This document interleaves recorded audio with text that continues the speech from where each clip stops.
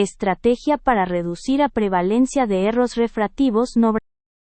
Uma equipe de profissionais de saúde ocular trabalhando por a iniciativa para melhorar o acesso da população.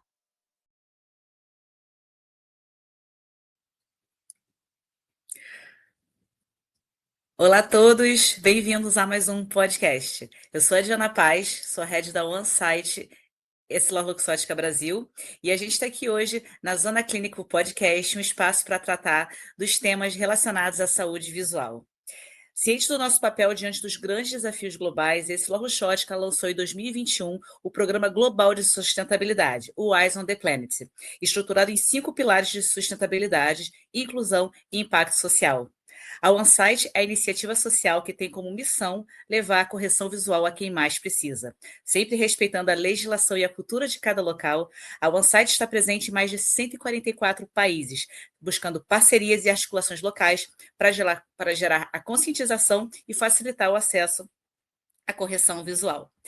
Talvez você já tenha ouvido falar de um programa chamado SPECS, da Organização Mundial de Saúde.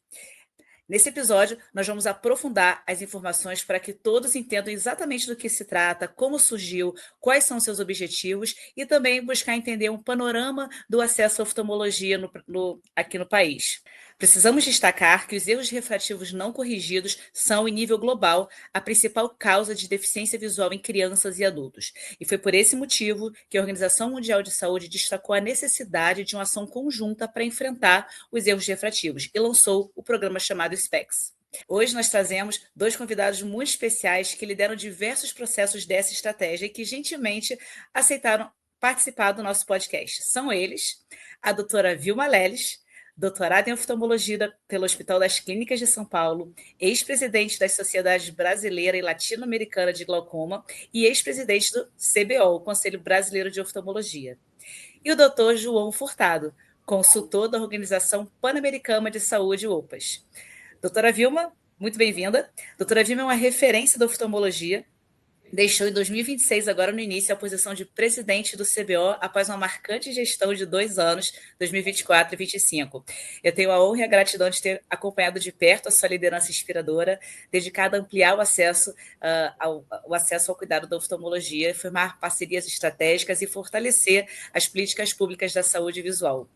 Agradeço também, muito obrigada a presença do Dr. João Furtado, professor associado da Faculdade de Medicina de Ribeirão Preto, da Universidade de São Paulo, aqui no Brasil, onde também obteve seus títulos de médico e doutorado.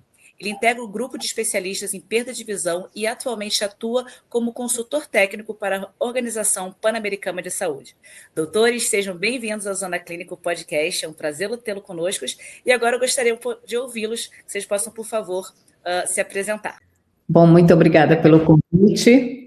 É um prazer estar aqui com vocês e poder conversar um pouco sobre esses nossos desafios em termos de saúde pública ocular no nosso país e ouvi-los, particularmente João Furtado, que tem uma experiência e que traz também uma visão dessa associação que é tão relevante para nos guiar e podermos caminhar juntos nesses nossos desafios, nessas nossas intenções para que elas se cumpram, levando uma melhor saúde para todos. Muito obrigada pelo convite. Diana, obrigado pelo convite, sempre um prazer. É a nossa segunda vez que a gente faz isso junto, né? A gente já fez um evento parecido para os países aí que falam em espanhol. É muito mais fácil para mim falar em português, né? E para mim uma grande honra estar aqui também junto com a doutora Vilma. O assunto ele é extremamente relevante, igual a gente vai ter bastante oportunidade de comentar aqui nessa ocasião, e vocês vão ver também que para a gente poder avançar nesse tema, a gente precisa de que todos os setores estejam falando a mesma língua juntos, para a gente poder ampliar o acesso e ampliar a qualidade do acesso também, né? Então é muito importante ter alguém aqui representando as fundações, como vocês têm aqui da Essilor, a doutora Vilma, que é recém-saída aí da presidência do CBO, então é muito importante a gente ter diversos setores para que a gente possa fazer mais e melhor, igual eu estou bastante otimista que a gente vai conseguir fazer isso também no Brasil. Obrigado. De nada. Eu vou começar perguntando para a doutora Vilma. Doutora, só para trazer um panorama geral, quais são os principais desafios da saúde ocular aqui no nosso país? Nós usamos regularmente uma frase que expressa muito do que nós temos no nosso país, né? Nós temos uma saúde pública muito bem organizada, né? Muito bem pensada. No entanto, nós temos um país de dimensões continentais. Essa frase é sempre dita e ela é fato. Nossas diferentes regiões são muito díspares e isso realmente é um desafio. Mas há outros. Eu diria que dados são, por exemplo, pontos muito estratégicos para nós. Hoje, para vocês saberem, nós somos, dentre todas as especialidades que atendem no nosso país, nós somos a quarta especialidade em maior número de atendimentos nesse país. Em primeiro lugar, nós temos a atenção básica, depois das especialidades, nós temos ginecologia, pediatria, traumatologia, e aí vem a oftalmologia há mais de 10 anos, sendo o quarto lugar em produção, em atendimento de consultas nesse país. Isso significa que nós temos uma produção, um número de médicos capazes de atender essas pessoas. Por outro lado, muitos desses atendimentos também acontecem de forma que a gente não fica sabendo dos reais números. Esses são via SUS. Agora, todos os números de atendimentos e de procedimentos oftalmológicos realizados, por exemplo, por meio de emendas parlamentares, que são muito frequentes no nosso país, de forma contínua ou pontual, além daquelas produções todas que são geradas pelo terceiro setor, nós não temos noção. Isso não fica computado, assim nós não temos noção nem do número e nem exatamente dos diagnósticos que são feitos, ao contrário do que a gente tem quando devidamente registrados no SUS. Isso significa uma perda de dados importantíssima, faz com que a gente não consiga enxergar nosso país de uma forma muito adequada. Além disso, nós temos também uma carência de estudos epidemiológicos. Então, nós trabalhamos com dados importados, o que não é absolutamente aplicável ao nosso país. Então, quando a gente fala, por exemplo, qual é a prevalência de uma das maiores causas de cegueira no país, que é o glaucoma, nós trabalhamos com dados importados. Nós não sabemos exatamente o que acontece com as pessoas no país que são os indígenas ou os de origem negra ou aqueles que estão na região que teve maior influência de populações europeias, nós não sabemos. Então, nós usamos um dado externo para generalizar no nosso país. Então, a falta de dados é realmente um problema que nos limita para ações mais efetivas, né? Tem um outro aspecto também que diz respeito à nossa integração. A oftalmologia, ela tem uma parte que deve ser na atenção primária e uma na atenção especializada. E essa relação com a atenção primária, por mais que ela esteja prevista na regulação 288 do Ministério, que foi promovida em 2008, ela não se tornou evidente de uma forma muito clara, de uma forma adequadamente estabelecida no nosso país. Então, a atenção primária vinculada à oftalmologia acontece muito esporadicamente, e isso é um grande problema, porque é muito relevante que pessoas que tenham doenças sistêmicas saibam que precisam de uma avaliação oftalmológica e a tenham. É muito importante que todos estejam criando e cuidando para que essa rede de atenção esteja efetivamente funcionando. Então, acho que, basicamente, alguns dos desafios são esses. Muito obrigada pelas suas colocações. Doutor João, vou direcionar para você. Explique-nos, em termos de saúde pública, por que é importante priorizar a saúde ocular nos sistemas nacionais de saúde. Obrigado, Diana. Pode parecer estranho, né, para quem não trabalha diretamente com isso, né, de por que a gente está falando de saúde ocular quando a gente tem problemas nas crianças, a gente tem problemas nos idosos, mas na verdade, tem tudo a ver. A gente tem problemas oculares em todas as faixas etárias, em todas, qualquer segmentação da sociedade a gente vai ter problemas, tá? Então, problemas ao nascimento, muitas vezes associados aí a um mal pré-natal ou falta de pré-natal, temos os erros escolares, erros refrativos nos escolares, que causam uma dificuldade acadêmica, e essa dificuldade acadêmica lá na frente vai gerar em menos renda, menos oportunidade de emprego. A partir dos 40 anos, todo mundo vai ter a dificuldade de perto, né, que é a presbiopia, que não é tecnicamente um erro refrativo, mas é uma necessidade de óculos, né, não tem como a gente fugir disso. E mais em idades avançadas, outros problemas que podem ou não ser corrigidos com óculos também, mas vários problemas relacionados ao envelhecimento que também vão ter um tratamento custo-efetivo bastante adequado, né, que é, por exemplo, a cirurgia de catarata, tá? E hoje em dia está muito bem descrito, com vários estudos científicos, então não é mais um achismo, a associação entre perda visual e outros problemas de saúde, tá? Então, risco de queda aumentado, depressão, mais dificuldade para dirigir, maior chance de acidente automobilístico, e até mais recentemente comprovado a associação do idoso que enxerga mal e uma chance maior de ter a demência, tá? Então, a gente está falando aqui de problemas frequentes, e vários deles existem soluções que a gente sabe como procurar tecnicamente, né, no consultório médico a gente sabe como fazer o exame, sabe como fazer o tratamento, né, então o custo efetivo é muito adequado, e também tratando, né, investindo nesse diagnóstico, nesse tratamento, apesar de que naturalmente a gente vai gastar um dinheiro nisso, né, no caso o dinheiro público, por exemplo, mas indiretamente a gente vai economizar dessas outras maneiras, né, com um ganho de produtividade, com evitar outros problemas de saúde que geram maiores custos aí para a sociedade, tá? Então, a gente anda ao lado aí de todas as faixas etárias, a gente tem tratamentos com alto custo efetivo, com um adequado custo efetivo, e através da melhora da saúde ocular das pessoas, a gente pode evitar vários outros problemas de saúde e que também não são de saúde, e nesse sentido, de várias maneiras, melhorar a nossa sociedade em geral. E vamos falar um pouquinho agora, com mais detalhe, da iniciativa do SPECS 2030, perdão, da Organização Mundial de Saúde.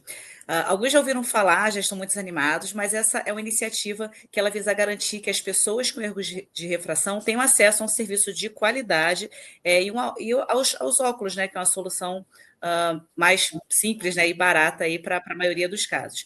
Doutor João, o que significa SPECS 2030? De onde é que surgiu essa iniciativa? Qual o seu principal objetivo? Por que agora e como que ela pode transformar esse acesso aos cuidados oftalmológicos no Brasil e na América Latina? Perfeito. A iniciativa SPECS 2030, ela foi lançada pela OMS em 2024, tá? E a ideia de lançar essa iniciativa é algo que a gente já mencionou, né? Os erros refrativos são muito frequentes, são a maior causa de deficiência visual. A gente consegue fazer o diagnóstico, consegue fazer o tratamento, né? Não são doenças aí que a gente precisa descobrir um tratamento novo, né? A gente consegue diagnosticar e tratar, e existem métricas aí, existem objetivos que precisam ser alcançados, e os países assinaram esses objetivos, inclusive o Brasil, de que até 2030 a gente precisa avançar em alguns indicadores. Então, a OMS decidiu lançar essa iniciativa para a gente tentar acelerar esse processo na melhora na cobertura e na qualidade, né? Hoje em dia a gente tem um indicador que chama cobertura efetiva dos erros refrativos, e esse cobertura efetiva tem a ver com mais gente que necessita obter o tratamento, né, no caso aqui os óculos, e o efetivo quer dizer não só obter o tratamento, mas que essa pessoa enxergue bem com esse tratamento, né, que parece alguma coisa óbvia, mas nem sempre isso acontece, tá? Quando a gente tem, por exemplo, erro refrativo, ou quando tem catarata também, tá? Então, a ideia é melhorar isso. SPECS em inglês é uma das formas de escrever óculos, né?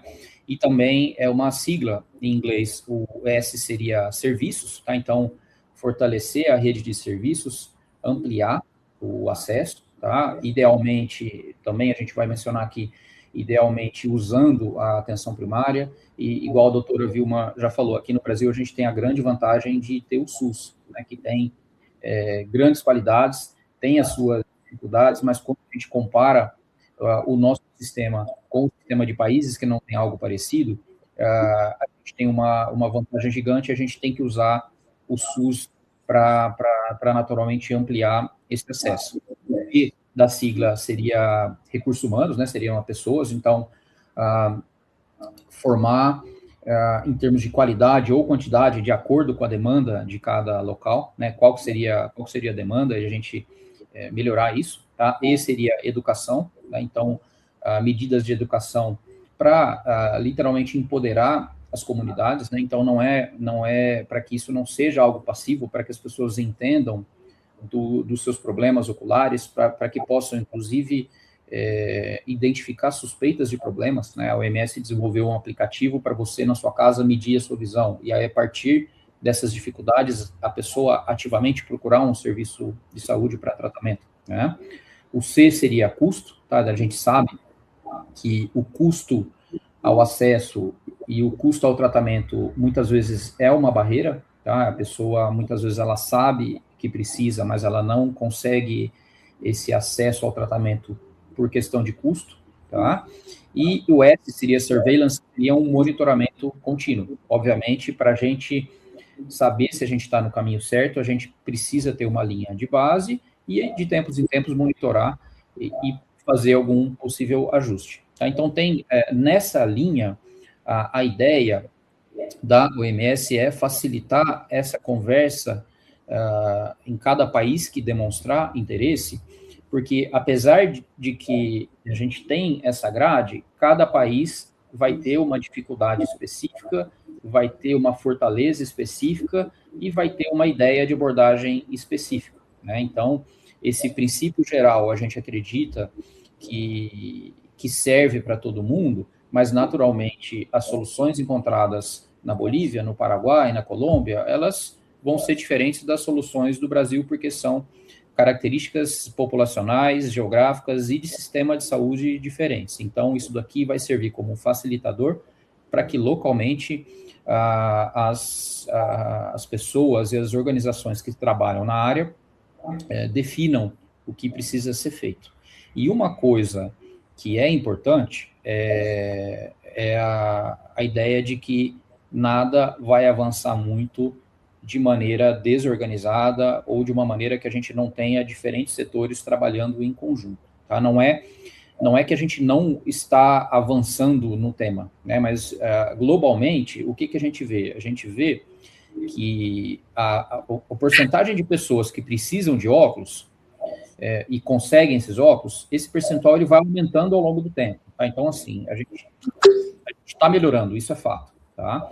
Só que a gente está melhorando num ritmo muito lento. Se a gente fosse fazer do jeito que a gente está fazendo, sem nada coordenado, sem nada diferente, a estimativa é que a gente demoraria 80 anos para chegar no nível que a gente quer chegar de cobertura e qualidade adequada.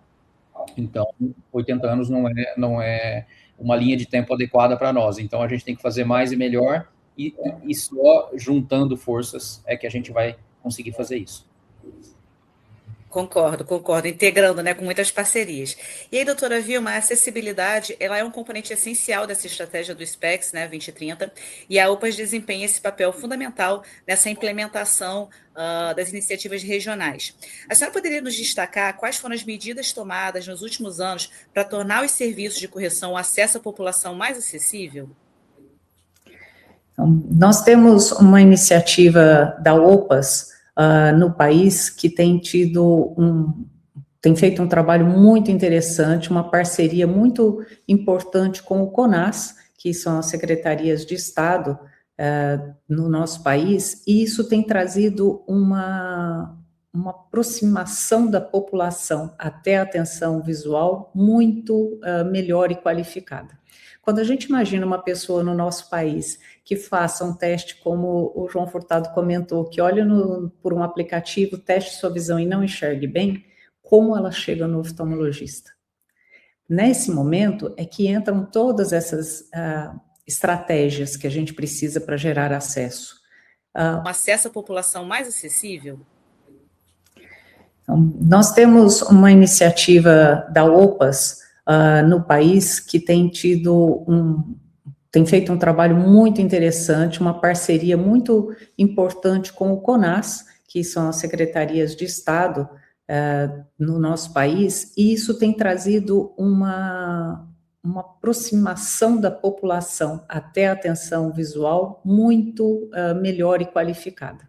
Quando a gente imagina uma pessoa no nosso país que faça um teste, como o João Furtado comentou, que olha por um aplicativo, teste sua visão e não enxergue bem, como ela chega no oftalmologista?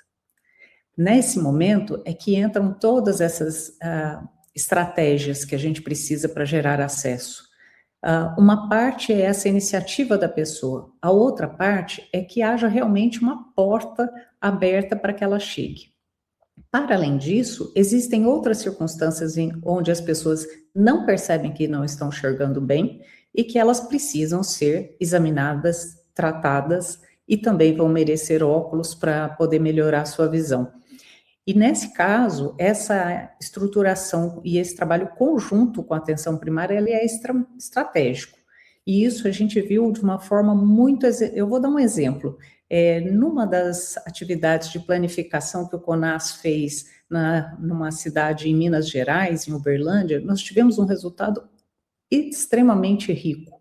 Não só na prescrição dos óculos, mas também no cuidado das pessoas com doenças sistêmicas com repercussão ocular. E o fato de saber, por exemplo, que uma pessoa tem alterações no fundo do olho relacionadas a um diabetes, fez com que toda a cadeia multiprofissional atuasse, melhorando muito os índices dessa doença na população, impedindo que essas pessoas evoluam com piora da visão e da sua saúde como um todo. Então, essa integração ela é muito importante. Mas, de novo, como é que essa pessoa chega no oftalmologista? Que caminhos são esses? Recentemente, o Ministério da Saúde teve uma iniciativa muito interessante, que foi o lançamento das ofertas de cuidado integrado. São, na verdade, oportunidades. Eu brinco que antes a gente dizia que a gente precisava chegar a uma consulta. Era uma porta, uma consulta com o oftalmologista. Essas OCIs foi uma maneira de ampliar isso. Então, agora são 7 portas para chegar na oftalmologia. Se você tem risco ou tem retinopatia diabética ou tem risco de ter, você tem uma porta específica. Se você tem menos de 8 anos, você tem outra porta específica. Se você tem um problema neurooftalmológico, você tem outro caminho. Ou um tumor de pálpebra, de superfície ocular, que já esteja sendo observado, você tem outro caminho. Então, hoje são 7 portas. Então, você amplia o acesso no sentido de já organizar essa entrada. Isso está funcionando no nosso país? Está. Dentre as 5 especialidades que foram elencadas para ter isso, nós ouvimos do próprio Ministério que a oftalmologia teve um crescimento exponencial. Nós somos hoje o que mais atende por meio dessas OCIs. Mas isso é muito pouco quando a gente olha para os números, porque por que essa estratégia não ganhou uma dimensão muito maior? Por que todo mundo não sabe que isso existe e está acontecendo, tanto do lado do médico quanto do lado da população? E aí entra um problema real, que é gestão. E aí isso nós temos observado. O Conselho Brasileiro de Oftalmologia fez, inclusive, um manual à época para que as pessoas não só soubessem encaminhar, mas também soubessem como contratar os médicos para fazer o atendimento dessa forma. E até hoje, na prática, nós evidenciamos que isso não acontece. Quando estamos diante de uma Secretaria de Saúde, os gestores públicos não sabem como fazer, que precisa ter um edital, que pode fazer um edital, que essa é uma verba federal, quer dizer, o município não vai pôr a mão no bolso, não vai gastar a sua própria verba, a verba vem federal diretamente para quem está fazendo o atendimento, e assim ele amplia o acesso da sua comunidade ao atendimento. Isso não tem acontecido da forma como a gente esperava e deseja. Então, a gente vê que a questão da gestão pública também é um problema, é um gatilho que precisa ser olhado para isso, precisa ser modificado. A informação precisa chegar para todos, não só para as pessoas, mas também para gestores, para poder administrar essa chegada dos pacientes. Mas mesmo com todos esses gargalos, uma das falas que se tem é: a gente tem uma fila de espera enorme. Eu diria que a gente não tem fila de espera. Por quê? Porque as pessoas sequer entraram numa fila. A necessidade é muito maior do que se imagina, porque se não se abre essa vaga, não se tem nenhuma fila, e é o que acontece na maior parte do país. Então, essas pessoas ficam carentes, sem conseguir enxergar, por conta dessa dificuldade de logística, de organização. Mas há aquelas que são atendidas. Então, se nós olharmos para as 13 milhões de pessoas que foram atendidas em 2024, não temos ainda o fechamento de 2025, mas 13 milhões de consultas oftalmológicas foram feitas pelo SUS em 2024. Provavelmente, talvez 5 milhões desses precisem de óculos, para ter era o que eles precisavam realmente para melhorar a visão. Uma pesquisa, tem alguns estudos antigos e tem uma pesquisa mais recente que foi feita. Se nós olharmos para essas pessoas, foi feito um levantamento com pessoas 3 meses após a consulta oftalmológica. Dessas, 60% não tinham feito os óculos. E dessas 60% que não tinham feito os óculos, 80% delas não o fizeram por falta de condição financeira. Óculos no nosso país são muito caros. Isso é um problema para a saúde pública também. Então, o acesso não é só a ter a receita dos óculos, é como conseguir comprá-los.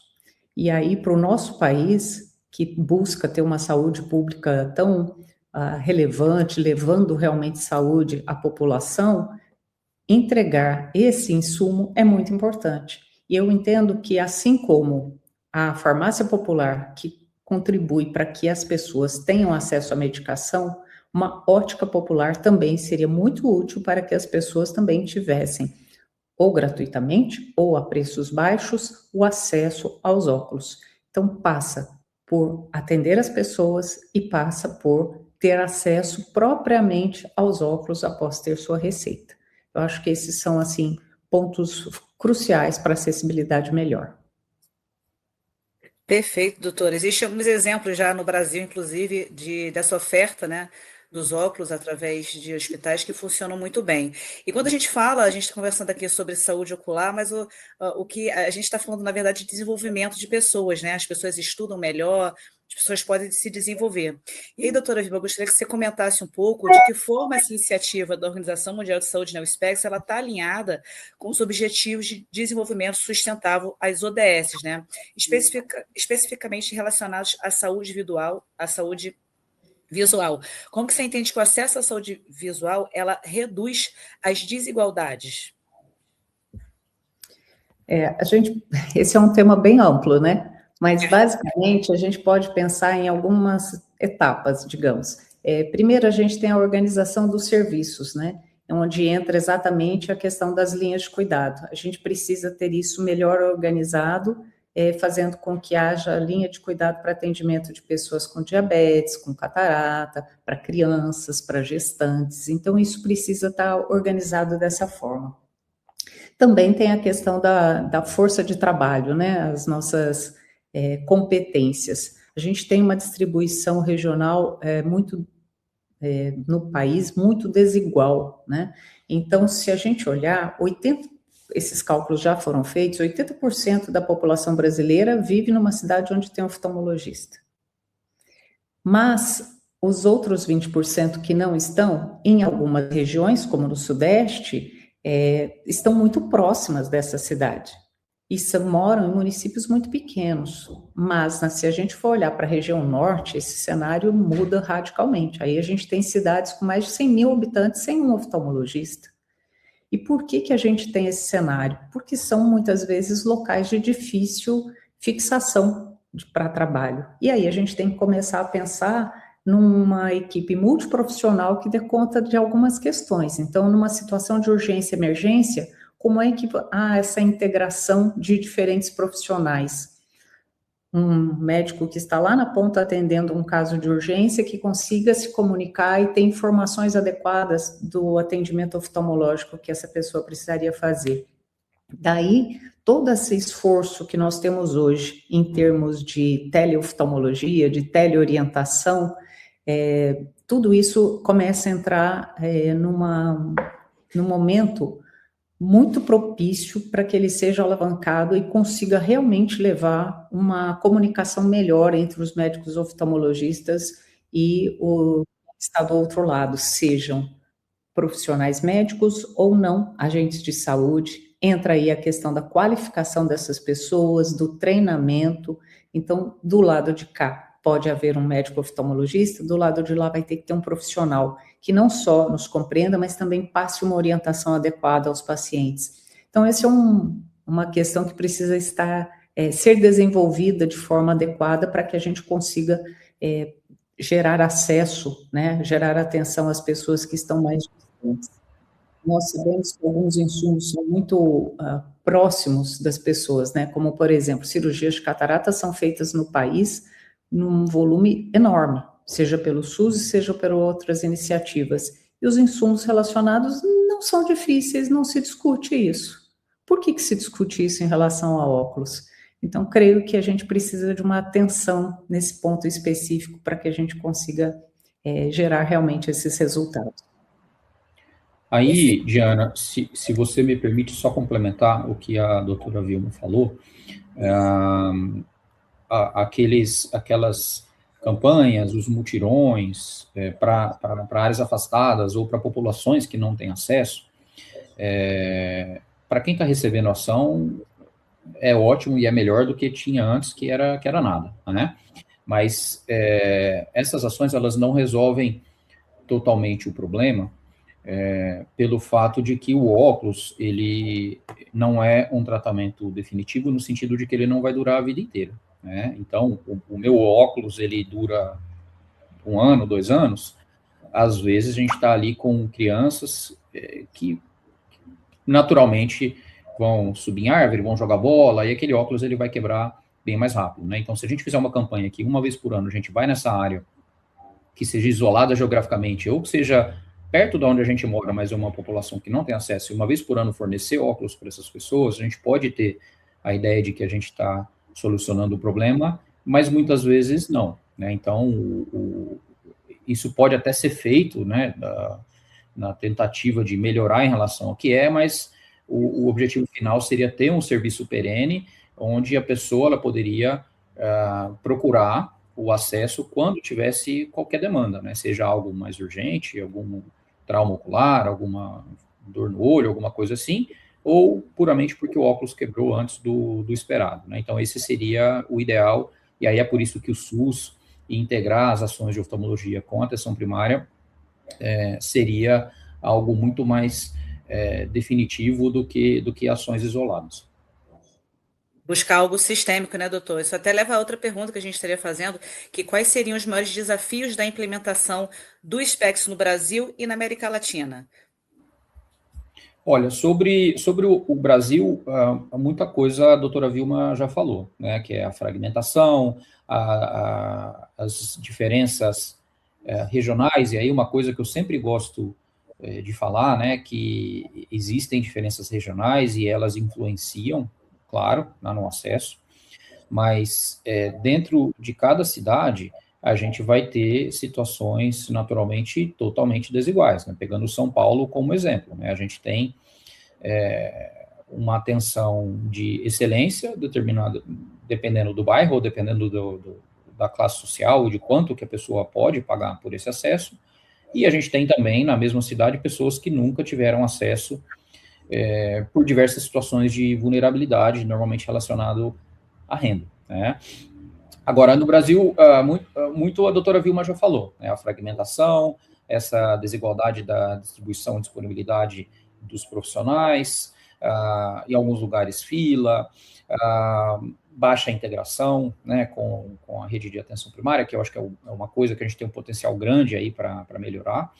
Na América Latina é muito variado, são cenários totalmente heterogêneos, né, desde o Chile, por exemplo, que está muito avançado no acesso, né, e que praticamente aí zerou filas e necessidades de tratamentos, entre aspas, mais fáceis, até locais onde a gente tem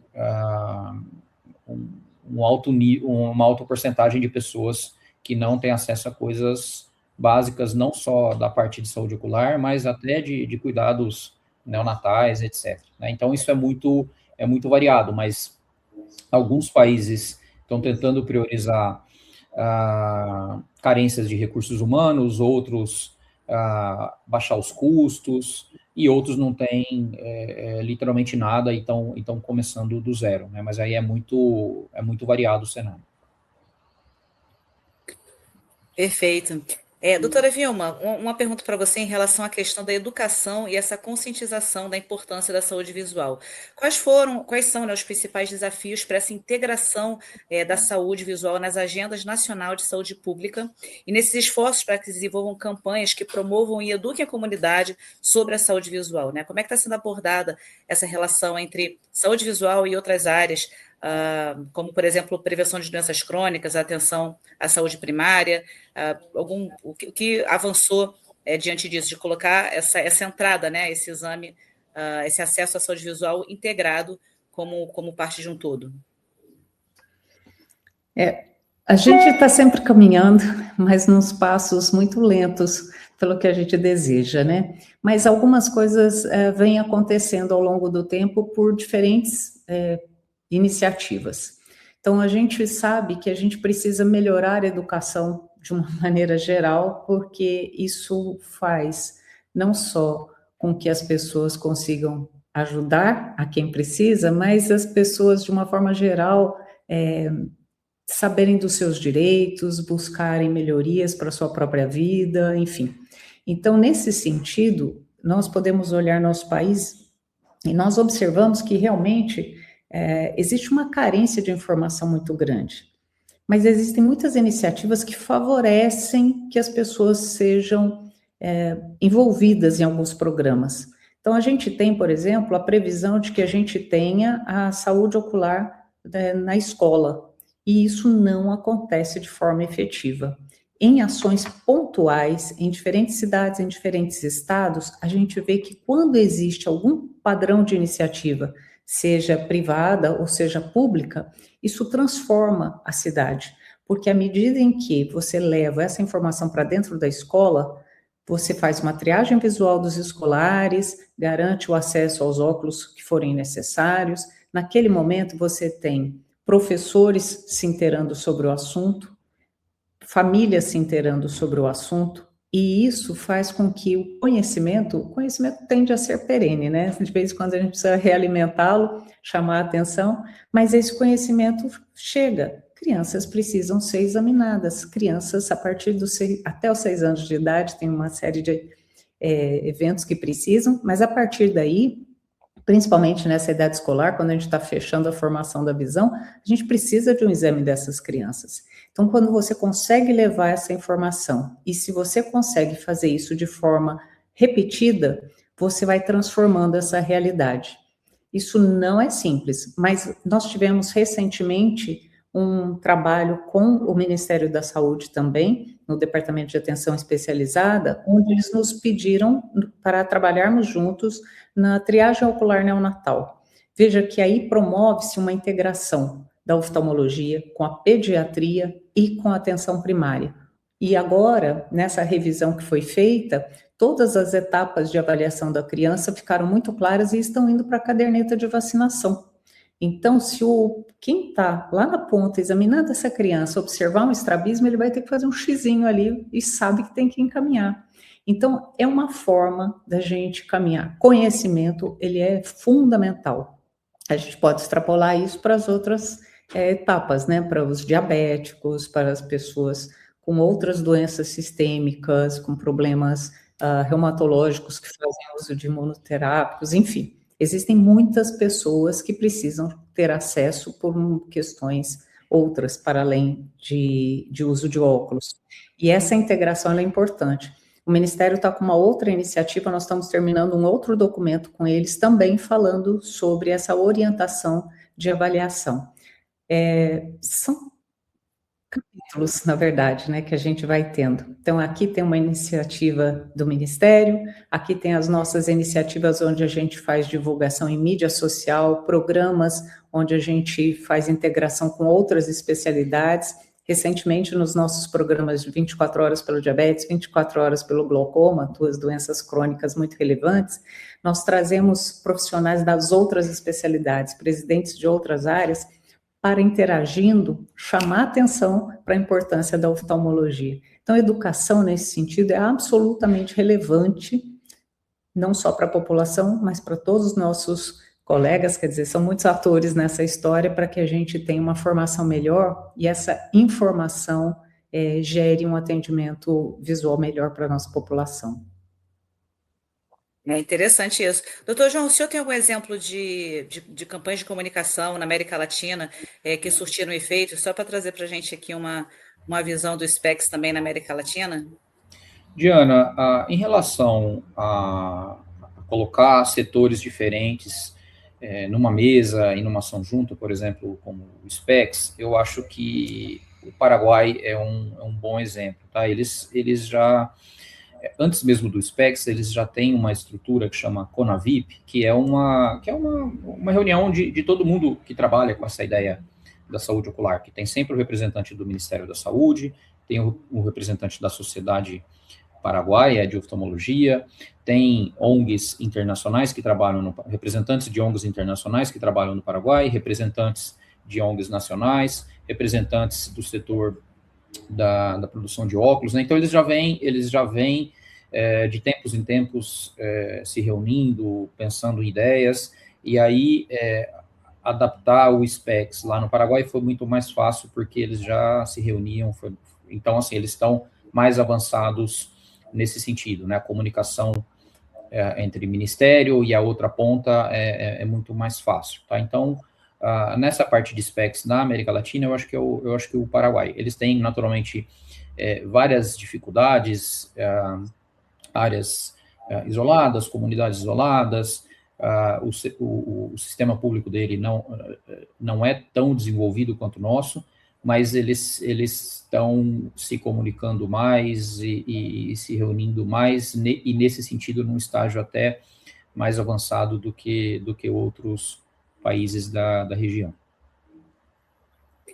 Bom, interessante, tá muito boa essa conversa, é um assunto que é importante para todas as pessoas, né? Quando a gente enxerga melhor, realmente a gente se desenvolve. Eu não sou médico, obviamente, mas eu comecei a usar óculos tarde e sei o quanto, participo de muitas campanhas, o quanto esse acesso, isso muda completamente a vida das pessoas. Mas a gente está chegando aqui um pouquinho no nosso fim, por hora.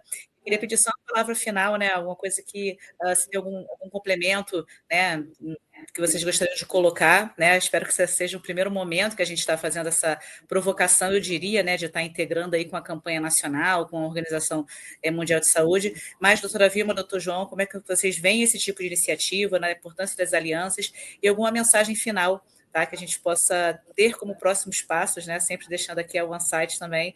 A OneSight é uma parceira do Programa Internacional e a gente está muito à disposição para poder apoiar e estar junto nesse rol aí de pessoas e de empresas que querem trazer uma transformação sistêmica, né? E que seja independente, né? Que ela fique aí como um legado para a população, para que todos possam enxergar e se desenvolver melhor. Então, doutora Vilma, se você puder trazer a sua visão final. Doutor João, como é que a gente pode continuar essa conversa e trazer mais pessoas para essa roda?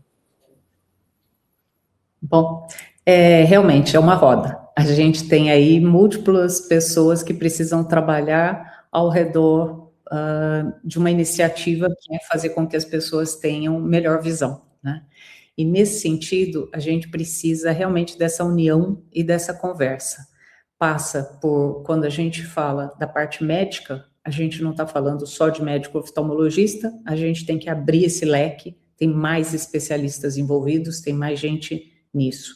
Quando a gente fala de outros profissionais da saúde, também, a gente tem não só a enfermagem, mas a gente tem agentes de saúde, é uma equipe multiprofissional grande. Então, quando a gente fala em atender, nós estamos falando de muitos profissionais que estão nisso. Depois, uma outra fatia desse bolo, a gente vai deixar por conta do nosso governo. Então, o SUS realmente é uma iniciativa extremamente útil para a nossa população, para todos nós, e nesse sentido, nós também precisamos dessa colaboração, não só por conta desses documentos que fazem com que as coisas virem regra, mas a gente precisa de uma regulação e a gente precisa de incentivo em termos de gestão. Então, tem toda uma parte ali dedicada a essa fatia do bolo ali que ficaria governamental. Existe uma outra que está relacionada à indústria. Quem vai entregar todos esses insumos, quem vai entregar óculos, quem vai entregar tudo isso, também parte desde a necessidade de termos óticos bem formados, capazes de fazer aquela montagem final adequada dos óculos que foram prescritos, por toda a acessibilidade em termos econômicos, em termos de múltiplos parceiros que trabalhem juntos, para que isso realmente aconteça da melhor maneira e com a condição ideal para que tenha acessibilidade às pessoas. Então, existe toda uma questão de comercial, né, uma questão comercial nesse aspecto que precisa ser respeitada, olhada pelo nosso governo, para que a gente possa realmente entregar a cada pessoa o que elas necessitam. E existe uma outra fatia do bolo, a principal, que são as pessoas, que precisam saber dos seus direitos, porque é sabendo dos nossos direitos que a gente vai atrás de conquistá-los e com isso a gente move o grupo. Essa é uma fatia mais volumosa e menos informada da história. Então, eu entendo que todos nós, outros, precisamos trabalhar ativamente para que a saúde de cada um melhore. Perfeito. E como a doutora Vilma falou, e a gente comentou algumas vezes aqui, né, a gente precisa resolver esse problema de maneira conjunta, então a gente precisa sentar diferentes setores, pessoas que pensam diferente, têm visões diferentes, ideias diferentes, organizações e fundações como a OnSite, esse Lor Luxottica, ela tem aí o poder de não só trabalhar na ponta da ação, mas também trabalhar entre aspas, aí no advocacy, né, no convencimento, na educação, tanto na sociedade como de outros agentes que trabalham nisso, né, inclusive o Ministério, o CBO também, e a gente só vai resolver trabalhando juntos e de um jeito que com esse objetivo final, né? Eu vi outras experiências, outros países que tiveram muita resistência para sentar e conversar, porque às vezes as relações entre pessoas ou entre instituições não são tão fáceis assim, né? Mas na hora que senta com esse objetivo final e na hora que todo mundo entende dos possíveis benefícios, né, para todo mundo, né, assim, para a sociedade, mas também para cada instituição que está ali, profissionalmente, para todo mundo é uma relação ganha-ganha, né? Então, na hora que as pessoas entendem isso, é mais fácil a gente começar e agir. E aquilo que eu falei, a gente vem melhorando, a gente só precisa melhorar mais rápido, né? Então, e a gente só faz isso trabalhando junto. Gostaria de aproveitar para agradecê-los, Diana. A OneSite tem feito um trabalho muito interessante, falar de specs assim já é um ganho, né? Então, muito obrigada por vocês terem essa iniciativa e muito obrigada pela parceria que vocês vêm tendo. Nós, da oftalmologia, temos nos empenhado em diferentes assuntos, em diferentes etapas dessas ações sociais, e vocês têm sido parceiros muito, muito bons, com grande qualidade e comprometimento. Então, em nome dos oftalmologistas e das pessoas que foram atendidas, muito obrigada. Nossa, eu que agradeço. É uma honra estar aqui provocando, né, esse assunto, essa união, a ideia que a gente possa fazer isso, que isso possa, como eu falei, alcançar mais pessoas, mais instituições e que a gente pense em realmente algo que seja permanente para a população, né? Que seja estruturado, que as pessoas possam ser encaminhadas também, mas que quando for óbvio a gente consiga resolver da melhor forma. Esse é o olhar da da OneSight. Então, muito obrigada a doutora Vilma, ao doutor João, estamos juntos aqui sempre, né? E também agradecer a Esila Luxótica como um todo por estar apoiando, por ter organizado esse espaço, a organização da OneSight Internacional, agradecer ao SERPRO, né, e que a gente continue aqui, que esse seja o primeiro podcast, mas que a gente possa estar aí nos reunindo, convidando mais pessoas e realmente trazendo soluções efetivas e duradouras para todos os envolvidos. Então, muito obrigada, que a gente tenha aí um ótimo ano pela frente. Obrigado, Diana. Obrigado, Vilma. Prazer. Um prazer estar com vocês. Obrigada. Até a próxima.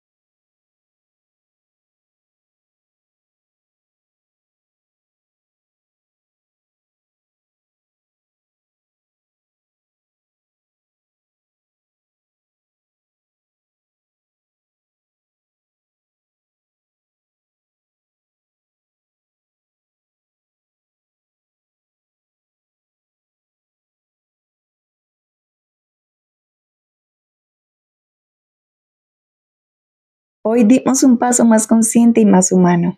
Gracias por acompañarnos en este episodio y por ser parte de esta comunidad que busca ver con claridad, conciencia y compromiso la salud visual.